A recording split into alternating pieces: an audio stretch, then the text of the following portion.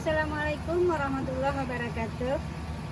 Perkenalkan, saya Dr. Yunis Marni, SPMP, dosen Prodi Agroteknologi Departemen Agroindustri Fakultas MIPA Universitas Negeri Padang. Selamat pagi, tim penilai sertifikasi dosen gelombang pertama tahun 2026. Video ini dibuat untuk penilaian sertifikasi dosen tentang pernyataan diri dosen dalam unjuk kerja Tri Dharma Perguruan Tinggi. Sebagai dosen agronomi, saya akan memperagakan video tentang pembelajaran mata kuliah ilmu agronomi. Kenapa ilmu agronomi saya jadikan bahan untuk sertifikasi dosen? Karena ilmu agronomi adalah ilmu yang sangat fundamental dalam prodi agroteknologi. Mata kuliah agronomi adalah mata kuliah wajib prodi agroteknologi yang diberikan pada semester 1 dengan beban SKS 3 SKS.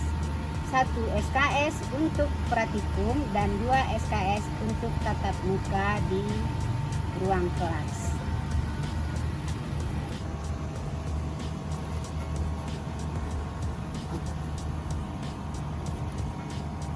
Kenapa ilmu agronomi saya berikan pada pembelajaran kali ini?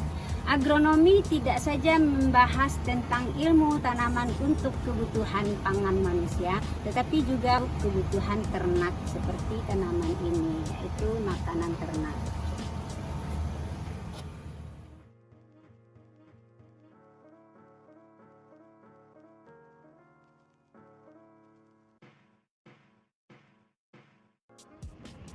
Ilmu agronomi adalah mata kuliah wajib pada program S1 mahasiswa tahun 1 dengan kode mata kuliahnya AGP 1 62003. Kurikulum yang dipakai dalam mata kuliah ini adalah kurikulum B, yaitu Account-Based Education. Metode yang digunakan dalam pembelajaran ini yaitu pendekatan delivery berupa SCL, Student Centered Learning, PBL, Problem Based Learning, Case Study atau studi kasus, Smart Group Education, serta Repeat Classroom. Yang kesemua itu membutuhkan penerapan kecakapan mahasiswa untuk mengasah kemampuannya di dalam case method, cooperative learning, seminar dan presentasi, serta treatment pada perlakuan praktikum. Adapun CPL Prodi atau pencapaian pembelajaran lulusan program studi yang dibebankan pada mata kuliah ini yaitu CPL 3, mampu berpikir logis, kritis, dan inovatif dalam mengidentifikasi, menganalisis, serta memberikan solusi terhadap permasalahan yang sesuai dengan bidang keahlian. CPL 4 memahami pengetahuan dan keterampilan dasar agroteknologi dengan melakukan riset menggunakan metode yang tepat, berpikir kritis, kreatif, serta implementasinya pada keamanan pangan yang ramah lingkungan. Sedangkan CPL 5 adalah memiliki skill komunikator sains agroteknologi sehingga menjadi ahli dan konsultan pertanian presisi yang mampu merumuskan, menganalisis, dan mengkomunikasikan permasalahan dalam pengembangan teknologi pertanian. Dari CPL tersebut maka dijabarkanlah CPMK mata kuliah ini menjadi 6. Yang pertama, mahasiswa mampu mengidentifikasi, mengklasifikasi, menganalisis konsep dasar, serta ruang lingkup agronomi dalam hubungannya dengan agrosistem secara logis. Yang kedua, mahasiswa mampu menganalisis permasalahan kegagalan produksi di lapangan dan memberikan solusi agronomi yang inovatif untuk mengoptimalkan potensi fungsional tanaman. Yang ketiga, mahasiswa mampu mendiagnosis dan memetakan pengaruh interaksi faktor genetik, edapik, dan klimatik terhadap pertumbuhan tanaman melalui evaluasi yang tepat. Dan yang keempat, yaitu mahasiswa mampu merencanakan, menghitung, dan mengimplementasikan paket tindakan agronomis berupa pengolahan lahan, perbanyakan, serta pemeliharaan presisi seperti pemupukan dan perlindungan taman yang mampu mendukung keamanan pangan yang ramah lingkungan. Yang kelima, mahasiswa mampu mengevaluasi perbedaan orientasi sistem pertanian organik dan konvensional serta merancang konsep integrasi pertanian terpadu berkelanjutan. Dan yang terakhir, yaitu nomor 6, mahasiswa mampu merumuskan prinsip dan komunikasi keunggulan modern pertanian dan non-media tanah sebagai solusi taktis keterbatasan lahan di masa depan. Adapun sub CPMK dari mata kuliah ini bertujuan untuk mendapatkan kemampuan akhir tiap-tiap pembelajaran setiap pertemuan mata kuliah ada 14. Yang pertama, mahasiswa mampu menjelaskan pengertian, konsep dasar, dan ruang lingkup agronomis sebagai pilar utama produksi pertanian secara logis. Yang kedua, mahasiswa mampu mengklasifikasi kelompok tanaman berdasarkan aspek botani, umur tanaman, kegunaan agronomis secara tepat, serta sifat fisiologi dan morfologi tanaman. Dan yang ketiga, mahasiswa mampu mendiagnosis batasan sifat fisik, fisika, biologi tanah, serta mengalokasikan dengan potensi genetik tanaman untuk pertumbuhan yang optimal. Dan keempat, mahasiswa mampu menganalisis pengaruh iklim dan merumuskan langkah-langkah mitigasi dampak perubahan iklim pada tanaman. Dan yang kelima, mahasiswa mampu merencanakan teknik pembukaan dan pengolah lahan dengan menerapkan prinsip konservasi tanah yang ramah lingkungan. Dan yang keenam, mahasiswa mampu menyiapkan bahan tanaman berkualitas baik secara genetik maupun secara vegetatif secara terampil. Yang ketujuh, mahasiswa mampu mengolah tahap pembibitan untuk menghasilkan bibit yang siap tanam yang memiliki fiboritas tinggi. Yang kedelapan, mahasiswa mampu menentukan geometri jarak tanam dan memanipulasi pola tanam untuk efisiensi pemanfaatan lahan. Dan yang kesembilan, mahasiswa mampu menentukan manajemen penyiraman yang baik dan pengendalian guna untuk menekan kompetensi. Yang kesepuluh, mahasiswa mampu menghitung kebutuhan pupuk secara presisi dan menerapkan teknik pemangkasan arsitektur jarak tanam. Yang ke-11, mahasiswa mampu mendiagnosis gejala serangan hama dan penyakit serta memilih strategi pengendalian hama terpadu atau PHT yang minim residu kimia.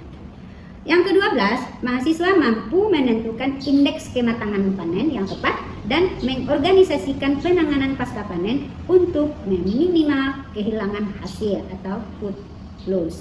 Dan yang ke-13, mahasiswa mampu mengevaluasi dilema sosiologis ekologis pertanian secara konvensional versi organik serta merancang konsep integrasi pertanian terpadu secara sirkuler, yaitu zero waste. Dan yang ke-14, mahasiswa mampu mengkonstruksi prinsip kerja budidaya non-media tanah seperti hidroponik, aeroponik, dan aquaponik sebagai solusi inovasi pertanian modern. Nah, dengan demikian didapatlah bahan kajian atau materi pembelajaran pada ilmu agronomi ini sebanyak 8 topik. Yang pertama, pengertian, pengantar, konsep, dan ruang lingkup agronomi. Yang kedua, berbagai pengelompokan tanaman. Dan yang ketiga, faktor-faktor yang mempengaruhi agronomi yang merupakan sekaligus syarat pertumbuhan tanaman. Dan yang keempat adalah langkah-langkah atau tindakan-tindakan agronomi mulai dari persiapan lahan, penanaman, persiapan bibit, pemeliharaan, panen, dan pasca panen. Kemudian yang kelima, pengelolaan pasca panen. Dan yang keenam, sistem pertanian organik dan sistem pertanian terpadu yang berkelanjutan. Dan yang ketujuh adalah mengenal budidaya pertanian tanpa tanah seperti hidroponik, aquaponik, aeroponik, kokopik, vertikultur, kultur jaringan. Dan yang kedelapan adalah pertanian modern seperti smart farming dan pertanian presisi. Adapun item dari penilaian mata kuliah agronomi ini, yang pertama adalah UTS 15%, UAS 15%, tugas 10%, quiz 10%, dan project atau PJBL atau studi kasus atau praktikum itu adalah 50%. Penilaian praktikum yaitu ujian akhir praktikum 40%, aktivitas praktikum 10%, laporan praktikum 20%, seminar hasil 20%, dan kehadiran 10%. Pemberian mata kuliah ini itu dilakukan selain laring juga disampaikan secara daring menggunakan platform digital kampus yaitu Smile Universitas Negeri Padang. Pada video kali ini kita akan melihat bagaimana proses perkuliahan secara daring atau tatap muka di dalam kelas dengan materi pada minggu kedua yaitu penggolongan tanaman. Yang bertujuan adalah pertama, mahasiswa mampu mengidentifikasi jenis-jenis tanaman, dan yang kedua, mahasiswa mampu mengklasifikasikan tanaman, dan yang ketiga, mahasiswa mampu mengkarakter berbagai tanaman, dan yang keempat adalah mahasiswa mampu mencari solusi permasalahan tanaman di lapangan, apakah itu melalui kesmatan atau treatment praktikum di lapangan. Nah, pada penggolongan tanaman kuliah kedua ini, CPL yang dipakai adalah CPL 3 dan CPMK yang dipakai adalah CMK 1, 2. Sedangkan sub CPMK yang dipakai adalah sub CPMK 2. Untuk lebih jelasnya, mari kita tonton proses pembelajaran materi pertemuan yang kedua ini, yaitu tentang penggolongan tanaman. Assalamualaikum warahmatullahi wabarakatuh.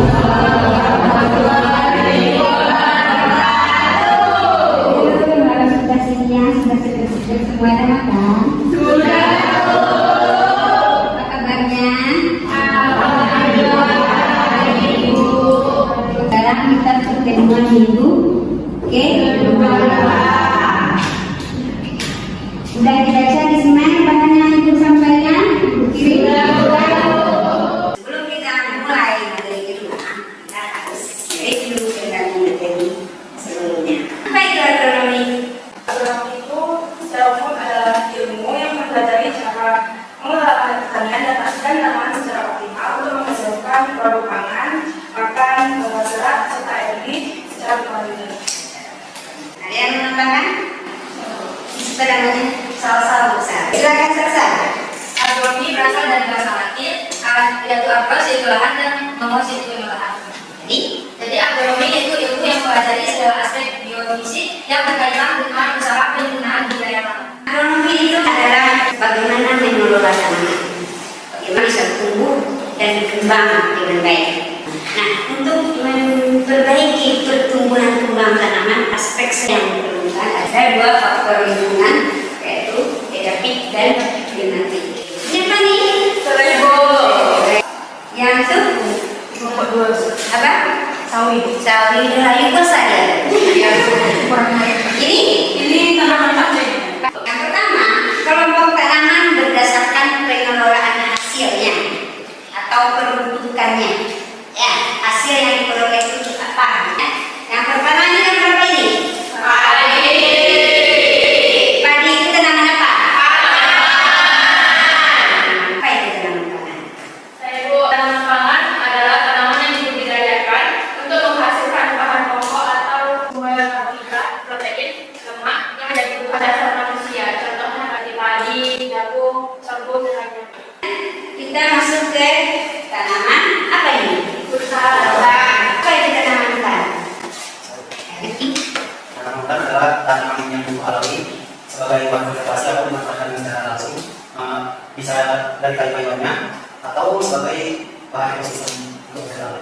Jadi kunci dari kata-kata tanaman hutan itu alaminya, tidak ada campur tangan kita untuk merawatnya.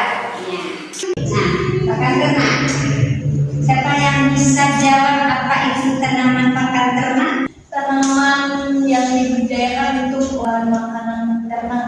Contohnya, Rumah gajah, keledai. berdasarkan umur ekonomis ada tanaman itu pernah dengar umur tanaman? Ini apa? Ya. Kapan dia bisa mulai berbuah?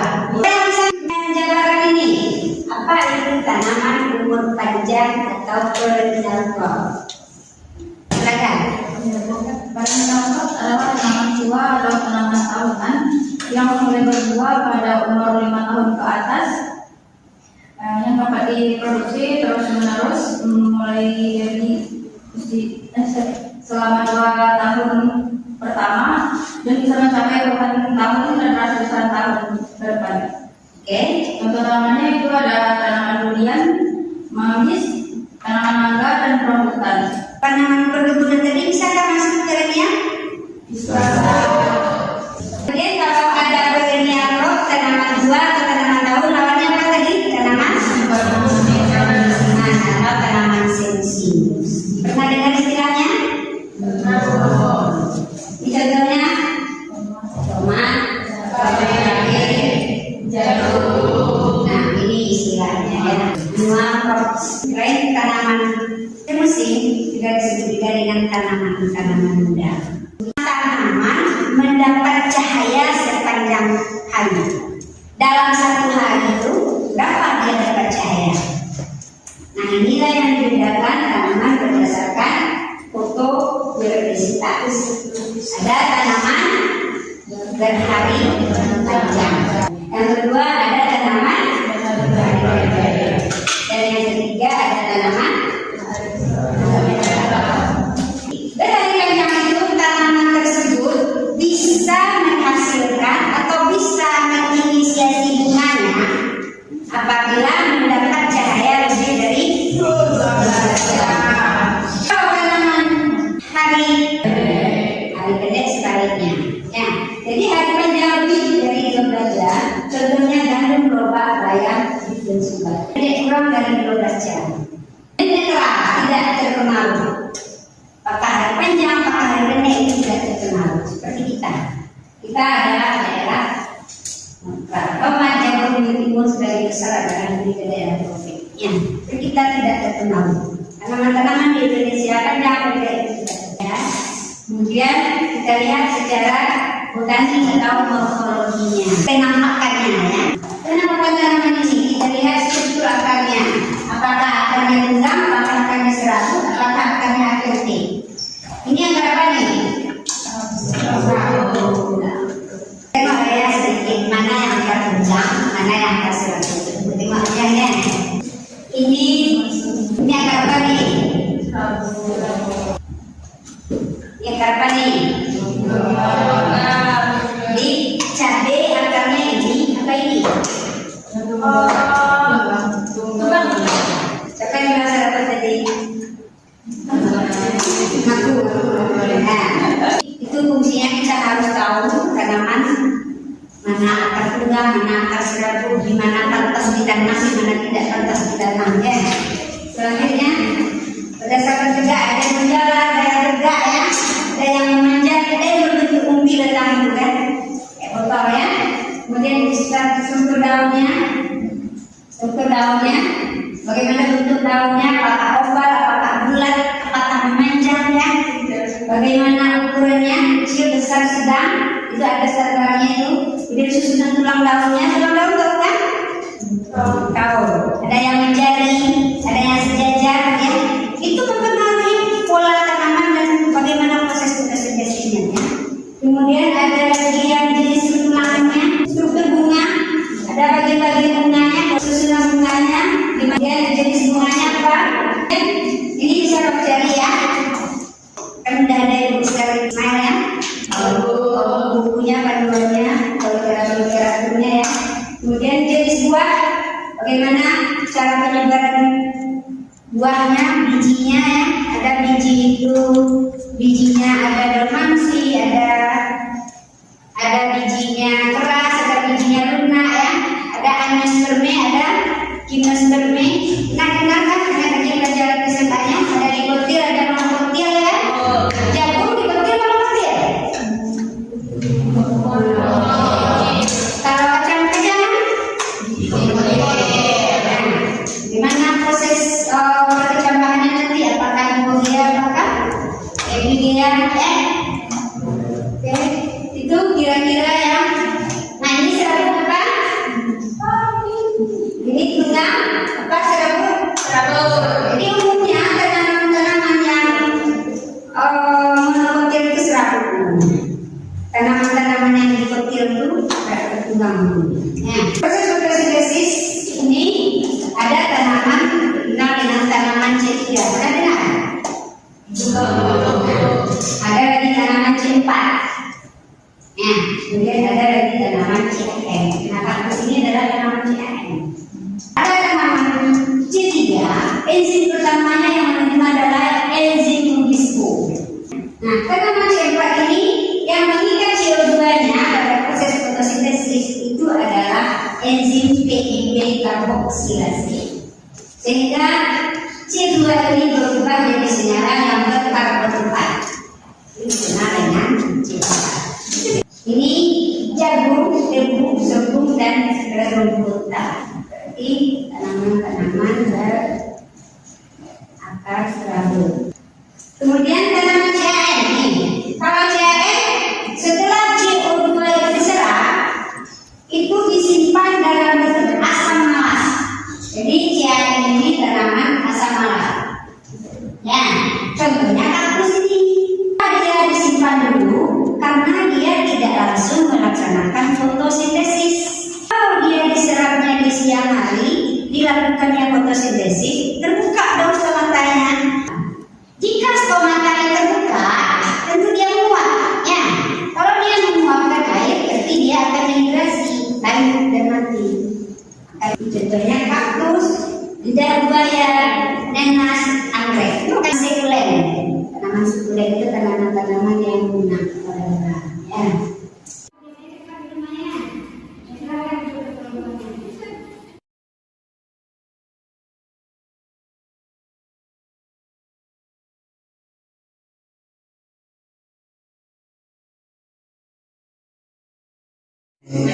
Kelompok 1 ini bisa selesai? Sudah bisa menampilkan hasil diskusinya. Kelompok 2, kelompok 3, sudah. Ya, kita mulai dengan sebutan kelompok 1 dulu. Dari studi kasus yang kami angkat itu berada di Nagari Kampung Sumatera Barat. Jadi di nagari ini terdapat petani serai. Nah, masalahnya itu petani ini sering mengeluhkan bahwa tanaman serainya terserang hama lereng yang sangat parah. Tapi di sini mereka kebanyakan mengatasi hama tersebut menggunakan pestisida kimia yang secara tidak langsung juga merusak lingkungan dan merusak dari tanaman serai itu sendiri. Nah, jadi solusi yang kami angkat di sini adalah yaitu pembuatan pestisida nabati. Nah, pembuatannya ini dari serai sendiri. Serai itu kita ekstrak minyaknya dan kita campurkan dengan perekat. Bisa kita campurkan dengan sabun ataupun sejenisnya. Nah, ketika sudah dicampurkan, kita berikan dosis beberapa liter air untuk disemprotkan kepada tanaman serai sendiri. Jadi dari tanaman serai kembali lagi ke tanaman serai. Seperti itu. Ya, silakan. Saya ingin bertanya tadi teman-teman menjelaskan bahwasanya serai itu terkena lereng itu berasal dari rumput. Nah, berarti rumput itu satu golongan dengan adipati juga atau dengan serai itu juga? Terima kasih. Oke, terima kasih dan seperti yang saya jelaskan tadi menjawab pertanyaan teman yang sebelumnya, iya betul bahwa padi, serai dan rumput memang bukan tanaman yang sama, tetapi morfologinya itu menunjukkan adanya kemiripan. Nah, jika tadi disebutkan bahwa rumput itu juga inangnya dari lereng, nah maka dari itu kita terus dulu di lantai sama yang dibangun sama lereng ini. Misalkan kalau dia tanaman padi ini terserang sama lereng, terus kita jangan sampai nanam tanaman serai di dekat tanaman padi. Nah, jika di antara tanaman serai terdapat rumput-rumputan yang bisa menjadi inang dari hama lereng, nah rumputnya dulu kita basmi seperti itu. Sebelumnya tadi ada katanya hama lereng yang menyerang di serainya. Bukannya hama lereng itu biasanya ada pada padi, kenapa ada pada tanaman serai? Terima kasih. Oke, terima kasih. Ya, betul sekali kalau lereng itu merupakan hama utama dari tanaman padi. Tetapi tidak menutup kemungkinan bahwa serai juga terserang seperti studi kasus yang kami angkat di daerah di Sumatera Barat ini, karena ditemukan bahwa serai ini morfologinya, daunnya, terus akarnya juga sama-sama serabut. Intinya morfologinya hampir mirip dengan tanaman padi. Jadi WRM juga bisa menyerang ke tanaman sejenisnya seperti serai dan rumput-rumputan, terus juga padi seperti itu. Berproduksi sama dengan tanaman padi bagian rumputan. Tetapi tambah satu lagi, secara fisiologi dia termasuk tanaman C4. Tadi yang dicontohkan tadi tanaman C4 termasuk rumputan serai. Jadi secara fisiologi dia sama, makanya kita harus tahu golongan tanaman tersebut. Kalau dia satu golongan, satu morfologi, satu fisiologi, biasanya akan mempunyai serangan hama yang sama. Ini kasus serangan hama baru. Nah, studi kasus yang disampaikan oleh kelompok 1 terus kita beri upload. Apakah masih ada pertanyaan? Kalau tidak ada lagi, kita persilahkan duduk seperti tadi. Atau untuk materi hari ini kita sampai di sini. Jika ada pertanyaan-pertanyaan setelah ini muncul, boleh hubungi Ibu. Baik cek atau berkonsultasi langsung boleh.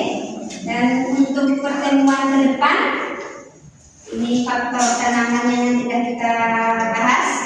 Ke depan kita faktor lingkungannya lagi. Kita mulai lingkungan edapik.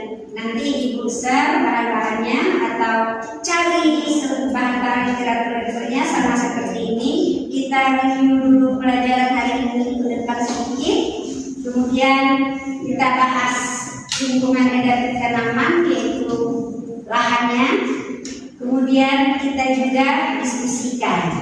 Coba catat sekarang, besok silakan bawa sampel tanah. Sampel tanah ya. Tanah itu ada macam-macam, ada tanah pasir, tanah liat, tanah berdebu, tanah berdebu ya. Nanti bawa sampelnya besok. Kita cari juga baca materi tentang lingkungan tanah untuk tanaman.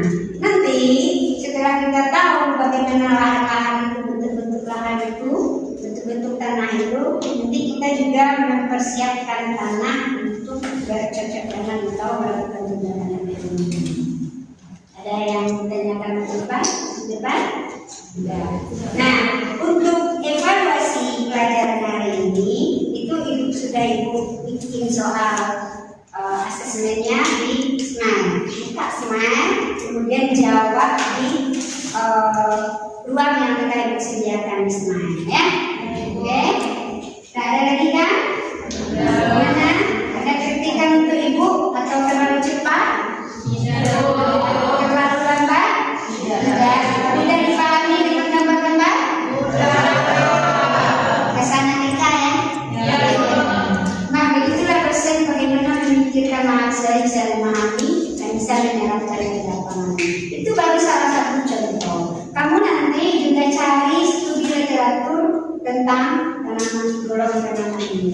Bukan hanya studi kasus saja, studi literatur juga, penelitian-penelitian tentang tanaman ini juga. Ya, mungkin sampai di sini dicukupkan. Wabillahi taufiq hidayah. Assalamualaikum warahmatullahi wabarakatuh. Assalamualaikum warahmatullahi wabarakatuh.